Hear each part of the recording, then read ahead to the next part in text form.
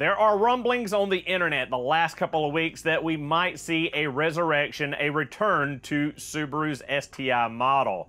Now, if you're a huge Subaru fan like I am, stick around. We're going to talk about it in today's video, look at everything that we've heard, everything that we know, and do a lot of speculation.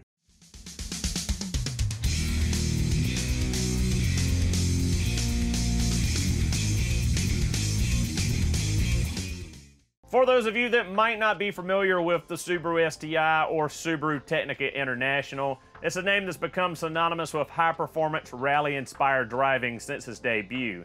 First hitting the Japanese market in the 1990s, then coming to the US shores in early 2000s, the STI has been a cult classic with its turbocharged power, all-wheel drive capability, and rally heritage.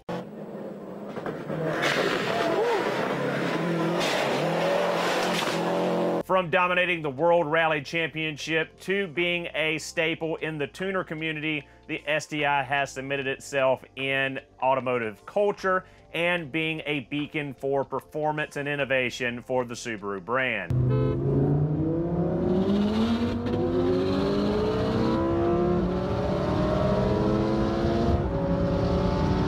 As many of you know, Subaru announced that the 2021 STI would be the last model year. To the dismay of a lot of Subaru fans, myself included, this was leaving a giant hole in Subaru's performance lineup and left a lot of us wondering why and would it ever return. Now, we never got an official why to the death of the STI, but most speculation points to emission standards, CAFE standards, and the push for hybridization and electrification. Now, with the death of the STI for 2021 model year, there's been a massive hole in the performance side for Subaru, leaving you only with the WRX or the BRZ as a choice. Now, the WRX is pretty lacking and has been pretty disappointing with the VB chassis, especially the new TR they released, to thunderous applause from nobody, as you see in the clip right here. Unveil, whenever you feel like it, the 2024 WRX TR.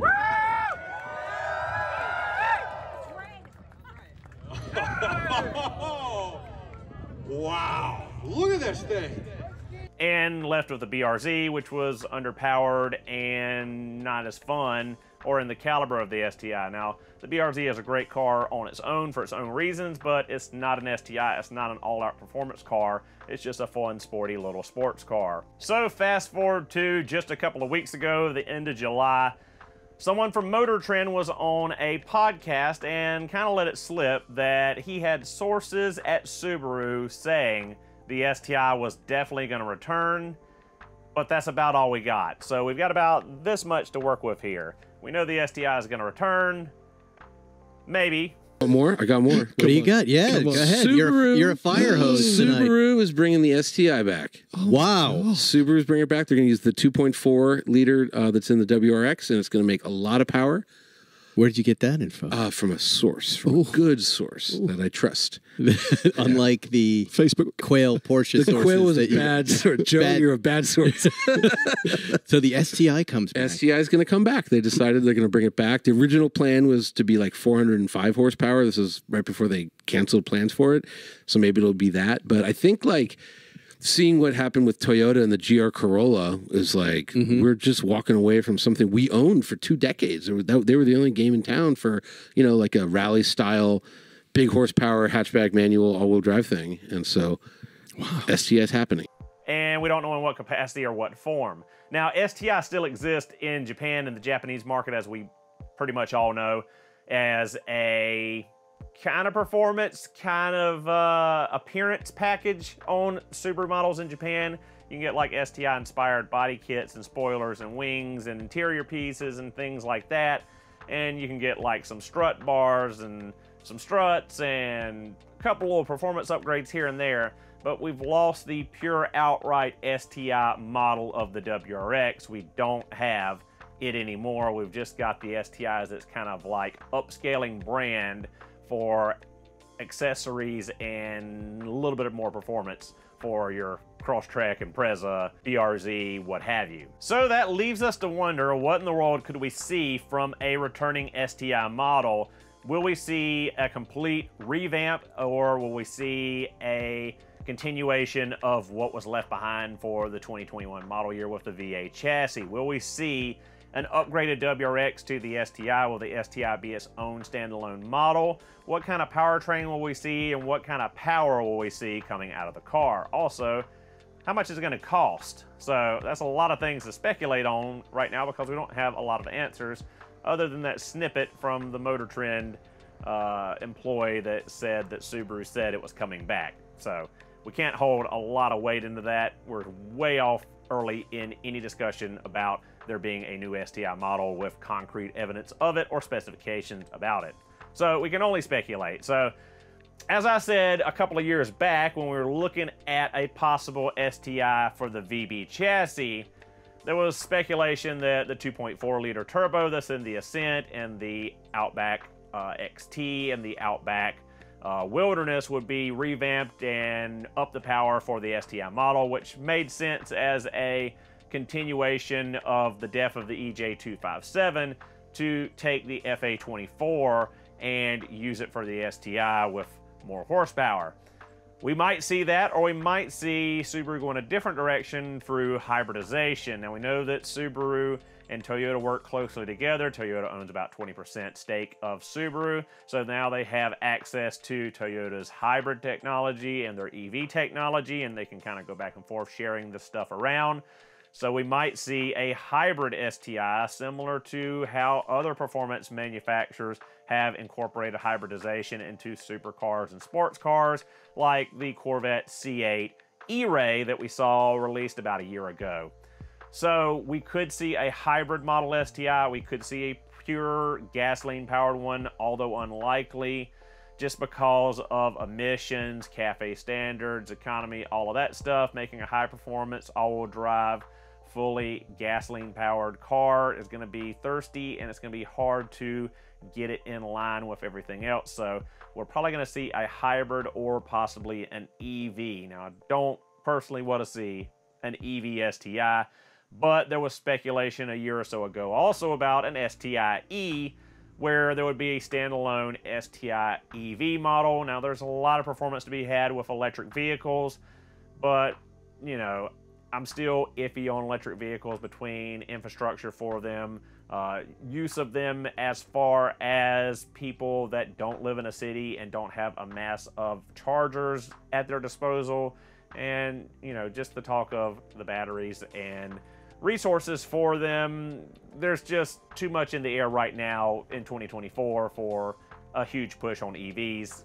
In my opinion, I think hybrids are the way to go for now if we're going to do anything other than regular internal combustion. So we could see a 2.4 liter turbo, just going back to the heritage of the STI, taking a boxer engine with a turbocharger and putting it through a manual 6-speed transmission. We could also see a dual clutch transmission. There was a lot of talk of transitioning the STI before it died into a dual clutch setup, which about everyone runs. Now, I know there's a lot of heritage about using the STI 6-speed transmission or a manual transmission with a clutch pedal, but look at GM with the C8 Corvette. A lot of these manufacturers have gone to a dual clutch transmission, foregoing the clutch pedal and a stick shift. So it's not out of the realm of reason to see that from Subaru, but as Subaru is known for being a small manufacturer, even with Toyota's help, R&D and development is not something they have a ton of money or resources for. So likely we're going to see that manual transmission, but if they're going to do a hybrid setup, you pretty much need that dual clutch transmission or something similar because of how the hybrid system would work. So we can't discuss a possible resurrection of the STI without talking about potential horsepower levels, because one of the things Subaru always caught a lot of flack for was the fact that from 2004, when the STI was brought to the US market, to 2021 when it left, the STI only gained 5 to 10 horsepower max. That EJ257 was used for almost 20 years in the car, and horsepower went from 300 horsepower to 305 to 310, less the S209 Type RA and small production variants. The EJ257 was basically 300 horsepower the whole time. Now, everyone basically blew that 300 horsepower out of the water as far as competition went. At the time, 300 horsepower was respectable, but everyone has blown the doors off of that in the horsepower wars of the modern day. Subaru would have to come back to market with at least 400 horsepower, in my opinion. Let me know what you guys think in the comment section below. What kind of power do you think a new STI would need, bare minimum, to compete with what it would be competing with in today's market? As well as the power and performance from the car, we have to talk about the price tag. The STI was always a premium over a WRX. Right now, a WRX VB is running in the low to mid $40,000 range, which would mean a new STI would be $55,000, $60,000 just off of what it was priced at before its death. So this is touching into C8 Corvette money. This is getting into a bracket where you have to have a lot of performance, a lot of power for the money that the car is going to demand.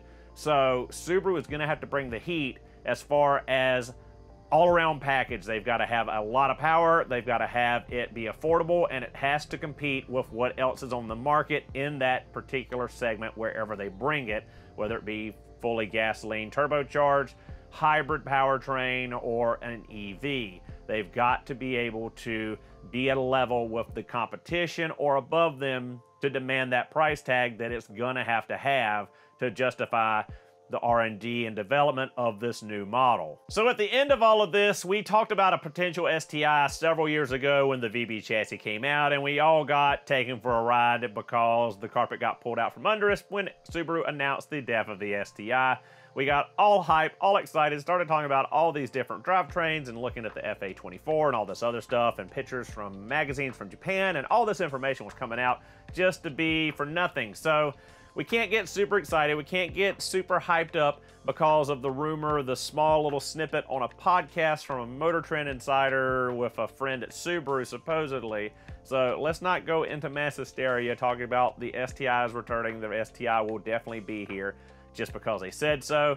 Possibly Subaru has cooked this up as a way to gauge people's excitement or interest in a possible resurrection of the STI. Maybe they put the rumor out there. Maybe they planted the rumor, kind of like Ryan Reynolds in the Deadpool movie, how he let it slip out, the test footage, to gauge a reaction of who wanted to see that movie. Maybe Subaru slipped out the rumor that, hey, we're definitely bringing the STI back, just to see how much chatter, how much we would talk about it in YouTube videos and Facebook posts and online and Instagram and everywhere else. See how much interest they think they could get and how much of that interest would actually net sales of the new vehicle. So it might be a little bit of R&D for Subaru to put this rumor out. It might not be something that we're even thinking is in the realm of reason. Could be a big joke or a big test on all of us. At any rate, what do you guys think? Are you excited to hear the potential of an STI resurrection? What do you think they need to do as far as drivetrain, horsepower, performance, and pricing to make it a success? Let me know your thoughts and feelings down in the comment section below. Thank you guys so much for watching. Hope you enjoyed the video. I'll see you all in the next one.